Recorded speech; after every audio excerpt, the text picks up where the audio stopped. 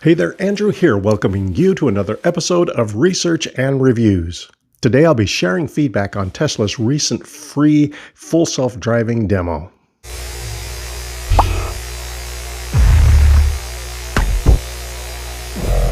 As you're likely aware, Tesla recently pushed a free demo of full self-driving supervised to its fleet during the month of April.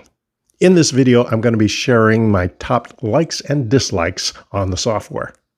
First, I found FSD felt slightly more stable than Autopilot in that with Autopilot, I noticed more of those micro adjustments in the steering.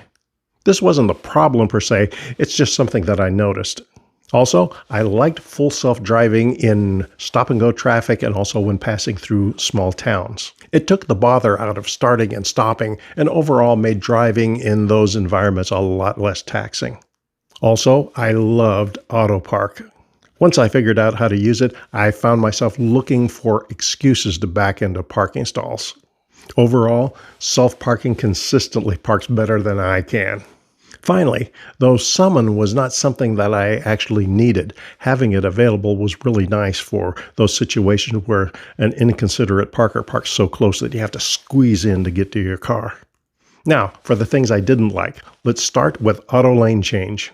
I'm retired now, and I drive very conservatively. I don't like changing lanes a lot, and I don't mind if the person in front of me is going less than the speed limit. FSD, however, does mind, and it was consistently initiating lane changes that I didn't want. Time and time again, I had to disengage Autopilot to get control of my car. Now, there is a chill mode that's supposed to minimize lane changing, but in my case, it didn't seem to do much. There is a switch in settings that you can toggle off that's supposed to minimize lane changes. However, in my case, it didn't seem to do a lot. And also, it resets itself every time you start a new drive. So if you forget to toggle the switch, you got to deal with more lane changes. Another thing I didn't like about FSD was its inability to interpret weather conditions accurately. I live in the Pacific Northwest, and in this area, an overcast day is a good day. On multiple occasions, however, on overcast days where there's no sign of rain, roads are bare and dry, I would get an alert telling me that the car was sensing bad weather and that full self-driving might be degraded. Then, the windshield wipers would pop on. To make things worse, on those occasions where it would rain, the automatic wipers were so slow to adjust that I had to manually set the speed. Now, Tesla has recently reduced the cost of full self-driving to $8,000 and the subscription rate to about $100 a month. $8K is still a little rich for me to buy, but $100 a month? Is it worth it? I'm kind of on the fence with that. Autopilot, for most of my driving, does what I need it to do, and it doesn't try to force me to change lanes.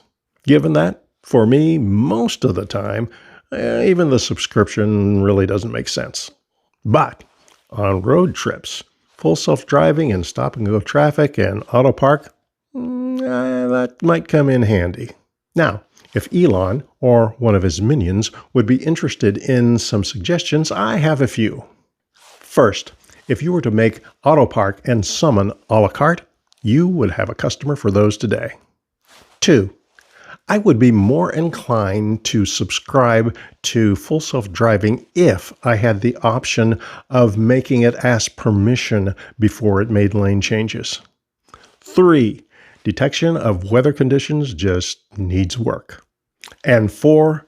Please fix the windshield wipers, or at least under Autopilot and full self-driving, give me the option to turn them off. So there you have it, my thoughts on the recent FSD demo. I'm looking forward to see how it all improves when the next demo is made available. And that's all for now. I will see you next time.